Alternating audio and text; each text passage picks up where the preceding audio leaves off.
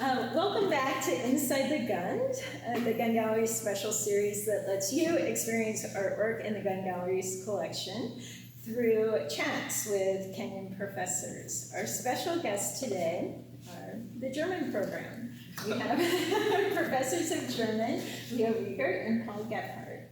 I'm your host, Jody Kovach. I'm the curator of academic programs.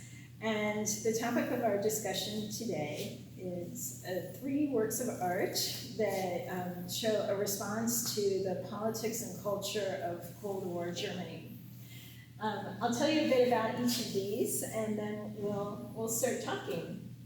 And so first over here, we have this little painting by Gerhard Richter. It's from 1995, entitled Souvenir. And just to tell you briefly about it, this is an example of one of his smear paintings, a technique or procedure he developed before 1995, during the Cold War, when he would smear his photorealistic paintings. This was a way of grappling with this distinction between representation and reality. And so while this was created in the 90s, it really is a good example of the aesthetic response he had to Cold War politics and culture in West Germany. This is a photograph by the artist Bernd and Hilla Becher, and it is a blast furnace from Mingo Junction in the United States near Youngstown, Ohio. The Bechers photographed blast furnaces, coal bunkers, many different industrial forms in Europe and the United States for the course of almost 50 years, starting in the early post-war period. And this is a good example of the very objective approach to photographing this subject matter that they had devised. Objectivity and the effacement of artist subjectivity was a very important part of their artistic program, which we can talk more about. And lastly, this is a work by Christophe and Jean-Claude. This is a preliminary drawing for a project that was ultimately realized in the 1990s. It's a drawing of the wrapped Reichstag. So Christo and Jean-Claude actually did wrap the Reichstag in the 90s, but this was a preliminary drawing done in 1977 when they were conceptualizing the project and trying to generate funds through the sale of sketches and ideas for the project. And so really, as I mentioned, all of these represent some sort of artistic response to the politics and culture of Cold War Germany. And you have both used these in one way or another in several of your classes to teach about problems of German identity, notions of nationhood, the representation of 20th century German history.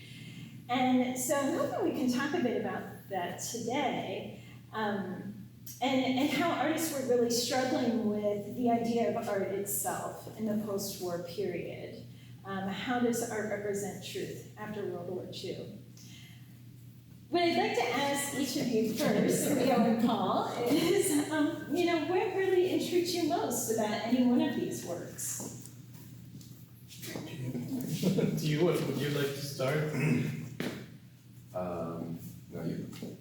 Oh, okay. I think the starting point, of course, like for me, was Gareth Richter, because I was teaching the biopic, but of course, he's not called Gerhard Richter in the biopic. And the interesting part is that the starting point was Souvenir, because that's what we owned, or what the gallery owned, because I didn't own it. But then, like you suggested, because Bernd, I think it was Bernd that studied mostly with Richter in Düsseldorf, because like Bernd Becher was a painter before, I believe, right? Before he started working with Hilla. Perhaps that would have been very early in his career. They were, but I mean, like they were both like professors there in Düsseldorf, correct, of course. Yes. And this fascinated me almost more, and also like just learning about the Bechers because of because of what you said, like this, what does art do with reality? In which way does art use reality in order to create something that might be totally different from whatever is depicted? And so I love that. I've never seen the grid use of the photographs, because that's usually how they are exhibited, as I understand it. Right, exactly. I could just say briefly that usually these are exhibited in a series. So a number of different blast furnaces, but with the same kind of framing, the same lighting, taken at the same eye level, really to emphasize this objective approach. So, and creating like a taxonomy of these forms. Yes, exactly. But there was, there's a relationship to plant life.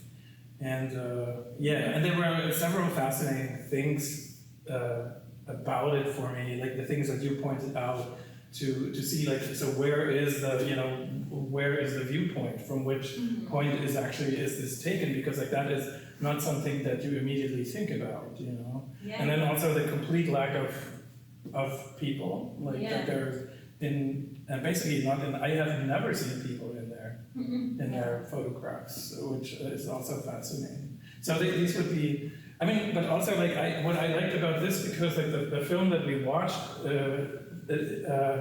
depicted the early years, like when he developed the smear technique with the photorealistic paintings, and I liked how organically this basically connected to his later abstract paintings. That it basically it's just a version of it, and also like the things the funny thing is that he always says, Gerhard Richter, when you see an interview, he always says, it doesn't really make sense to talk about art, because art and language, art is its own language. Art is a form of thinking. So why should I, talk about it? But the things that he keeps talking, and it's incredibly interesting, that it brings out that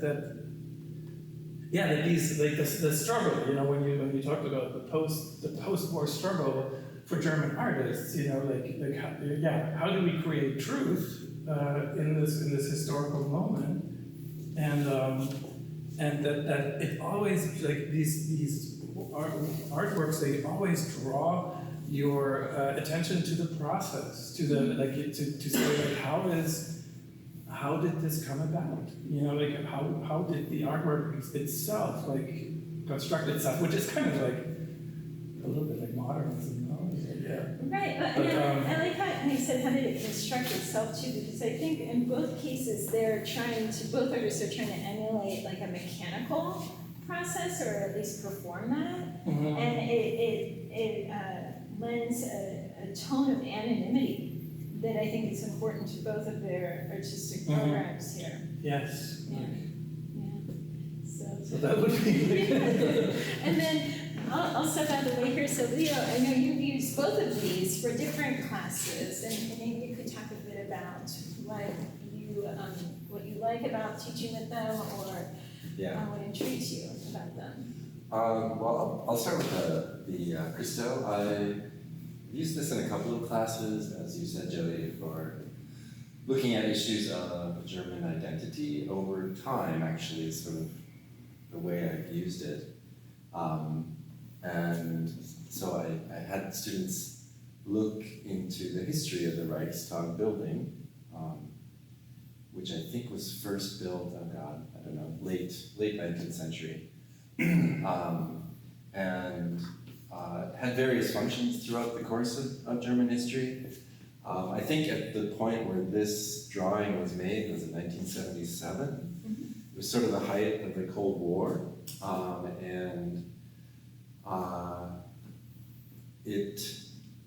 one of the students who actually was looking at it observed that there's something very funereal about the image. It almost looks like a funeral shroud over the building. It's very dark and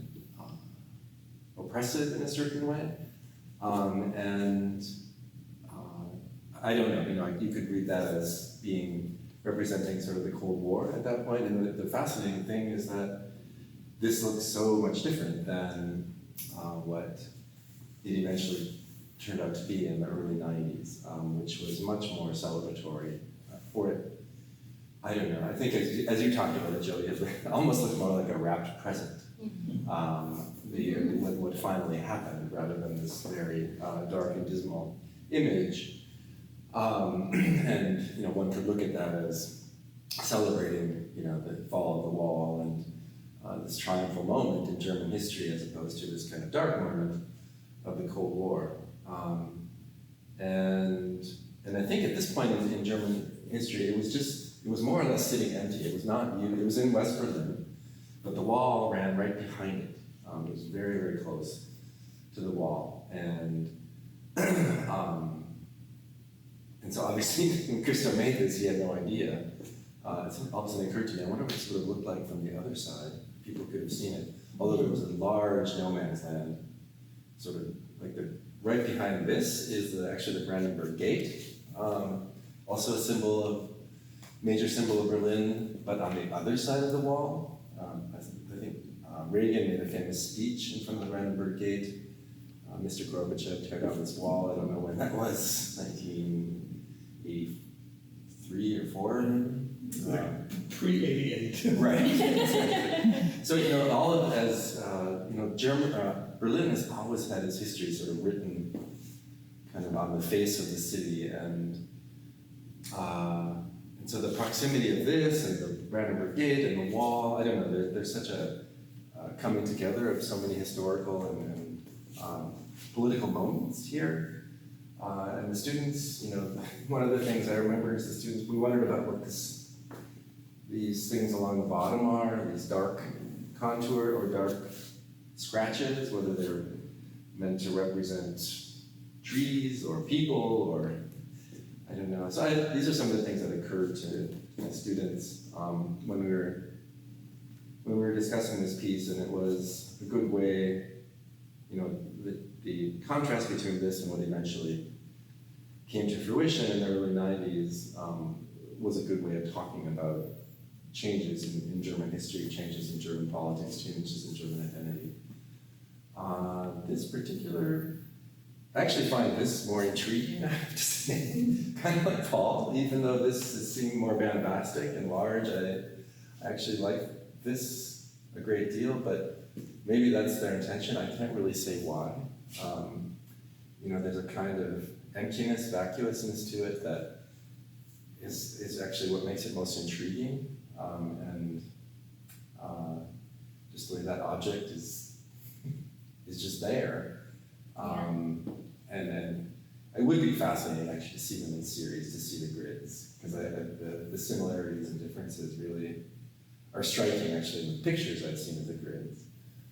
I think we used this in my German film class. Yep. In connection maybe with the Fassbinder film, Mm-hmm. which was, I think, Ali, Fear Eats the Soul, I think. Yeah. And I don't quite remember what the connections were to Fassbinder. I mean, I think that, what occurred to me is that obviously, as we've already talked about, there was a search for a new aesthetic, a new way of doing art in the post-war period that was free of the misuse of symbol and the misuse of image during the Third Reich to rile people up. And so I think there's this attempt to find something that is objective. I mean, this is it connects to a previous period in German art history called New Objectivity. So this is like the new Objectivity, I guess. What else was I going to say about this? I think with the Fassbinder, what we talked, Fassbinder often has these takes that for Hollywood viewers are uncomfortable because they're held for a very long time. And I don't know, that's kind of what I associate maybe what makes this comparable to Fassbinder's aesthetic is that there's just the fact that you are confronted with this image for such a long time actually has an estranging effect. And so maybe that's one of the ways that these connect. Right, right. I believe that is something we spoke about with the students, and really how this way of looking, of seeing, of representing, opened up new ways of thinking about German identity and the idea of nation and collectivity and a traumatic history. How do you represent that in art, in literature, and film? Not just in terms of subject matter, although each of these artists is thinking very much about that, whether it be dealing with this very fraught national symbol, or having kind of moving away from any sense of nostalgia or loaded subject matter by making serial photographs of industrial forms, or using photographs, painting photographs, It's a way of removing, kind of eliminating subject matter that's loaded with some sort of potentially political content, but also removing the artist's hand, the artist's interpretation, and imparting that to the viewer. So subject matter is significant, but then again, the way that they're going about this, kind of covering the national symbol, having an objective approach to photography, painting, using painting as a medium that has a long history, and engaging with that history, but then also using photography as kind of the source material, and literally replicating that and then smearing it. These all kind of demand a lot of the viewer in terms of how they're seeing this and what they're making sense of their world through this new form of seeing. So I'm wondering if you can talk about that a bit, like why this, why even just talking about representation and interpretation, seeing, is really important to understanding the crisis of art in Germany in the post-war period. And I'll step aside and let you two have a conversation about that. Or not. It's a complicated question. But for me, and for like the way we've used this for my class was mostly that to get a context for this motion picture, which ultimately the students and I alike ended up not liking very much. Although it's a very intriguing film, and it really kept it's very, very long. And tell us the title of the film. The title of the film in English is Never Look Away. In German, funny enough, it's called Werk ohne Autor, which means a work without author. And they just Never Look Away. It's just a sentence that a famous character taken from Gerhard Richter's life, Tante Marianne, whose name is not Tante Marianne in the film. It's Tante Elisabeth, but Tante means aunt. Yeah, Aunt Marianne. It's like one of his most famous paintings. It's like it's him and his relatively young aunt, like she's very close in age to the boy, like to Gerhard Richter as a boy. And now I need to pick up my thread here. Yes. So eventually he always finds it. Yeah. So Tante Marianne was like, was a subject, and he makes that movie, but the most important element that these artworks gave us like food for thought on analyzing the movie was actually that it uses, in a strange way, used the art to romanticize his whole life, to make a classic biopic, and we just thought, and the students thought that too, and I can maybe later tell an episode from the film that has to do with seeing or with representing, and to have and the film employs a very, very naive way of beautiful cinematic representation that doesn't match at all the aesthetic values of the artist that is the subject matter of the film. And when we viewed that kind of as scandalous, to just go to an artist. And then I think when we exchanged emails, I used the word Mozartization. It was the Mozartization of Gerhard Richter. But what Richter, I think, wanted to do was really develop a different type of representation. He wanted to. I always feel reminded when I look at his paintings of this, of this saying by Paul Klee. He said, art doesn't represent the visible; it makes visible. And I think that's when Richter started painting his photorealistic paintings, that wasn't, it wasn't about creating a super gifted representation of the photograph to expose his extreme talent. To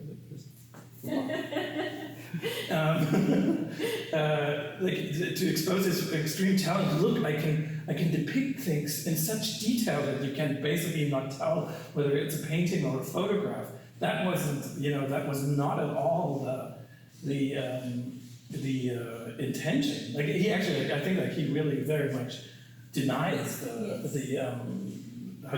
intention in art, which as a literature professor and film professor, I like, because I also think, we shouldn't always think about intention, we should think about questions, how do these things, how do these works of art give us the opportunity to interrogate things like, Germany and German identity and what the reality is. The only thing you would ask about scene, right? And I made a comparison to the Fassbinder film. Another film that we watched during Myth of a Nation course was Leni Riefenstahl's Triumph of the Will, and I can hardly think of something that's more of a contrast than this. They're both filmic media, but in terms of contrast, there's probably nothing greater. Triumph of the Will is, for people who know it, it's characterized by basically constant movement, by really revolutionary use of lighting, particularly during torchlight parades and that sort of thing. There is a focus on the subjectivity of Hitler. These shots from below where he's basically glorified. It's a very simplistic comparison, I think, but that kind of seeing, that kind of getting caught up in the movie, in the glorification of the Führer, the subjectivity of the great leader, that is kind of all absent here. There's this is characterized, I think, by a lot of absence, and so. It's also, it is intriguing. I think the Nazis also, I always think about Hitler and the Autobahn. So certainly there was an industrial aspect to fascism as well. But this is not a glorification of the industrial in any way.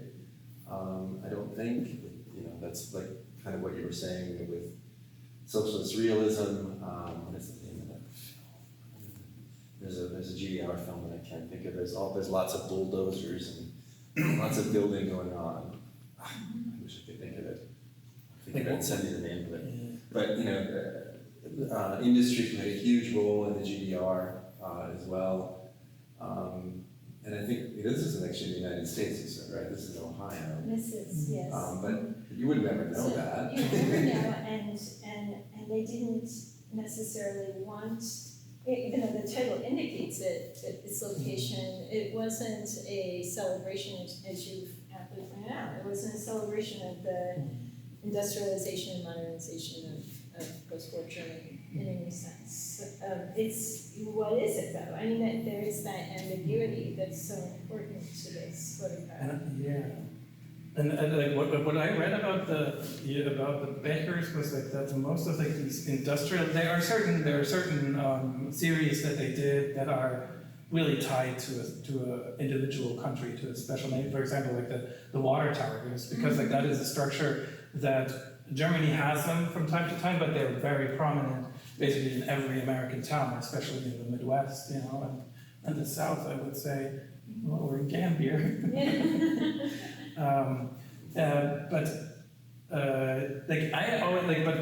Especially the blast furnaces, like steel was made, especially in, you know, like we think like Youngstown, Cleveland, and then in Belgium, in France, and in Germany. And these are all like, you know, if you look at the United States, then Belgium and France, like these are all nations that Germany also like really had to grapple with, or like had to deal with an historical guilt, like of both world wars. In fact, you know, they overran, like that was basically like Belgium was one of the first countries that were overrun during World War I, and of course, like then, like, you know, the United States, especially like that they, you know, the United States were one of the Allied occupying forces. And I feel what this does is like, because like it distances you so much from it. There's no glorification of industry, and there's something really democratic and egalitarian about this way of depicting. Yes. But the funny thing is, like, and that's actually what I think about, you know, about the seeing is that you look at this and you are immediately distanced. You know, it's not like socialist realism, oh, industry, the worker, you know, the heroes. In fact, like it is totally distanced. There's no, because, like, I mean, I think, you know, the intentional leaving out of human beings also, like, you know, like distance is so much, and then it steps back towards you in a completely different way. I feel. There's this like that this basically dehumanized and distanced image shows like, it's almost like, I mean, when I see this, I'm thinking of an animal, you know, like but a very, very complicated animal, which has like all of these vessels, you know, and ears and noses, and I mean, that's only, I mean, like, it's not really, like, I'm not saying, oh, it symbolizes an animal, like, that's what I want to say. It's just like that, you know, it comes to the fore as something that looks almost grown. You know, it's not about, there is no author, there's no architect, no engineer that you think about, you just think, wow, you know, just to cook steel, you know, out of nowhere grew this structure, you know? And I think like that's the same thing with like, I don't know if the Bechers gave that information, that, you know, like, okay, like this is Belgium, this is Ohio, this is, you know, the central Germany, like, but I feel once you have that information and you have all of these different, you know, or almost like strangely organic constructions, then you think about, you know, you think about a very strange concept of universalism. You say, oh, you know, we're all the same, you know, like the human industrial family, but you cannot help but say how ridiculous that is if you think about what humans did in history, creating history. Right. Anyways. Well, I think that this just goes to show how these works of art provoke endless conversation among us, and for the students, they've always been really inspiring in the classes that we've held using these works of art. And I think that this has been a great way of exploring the aesthetic, the really radical aesthetic experiences that these works in particular procure. Maybe we can have a part 2. But for now, I think that I'll close this episode. Thank you both so much for your insights. thank you again, Caroline Colbert, Director of Digital Content, for producing this series, and for Robin Goodman, Collections Manager, for making the work available to us. We will see you next time on Inside the Gun.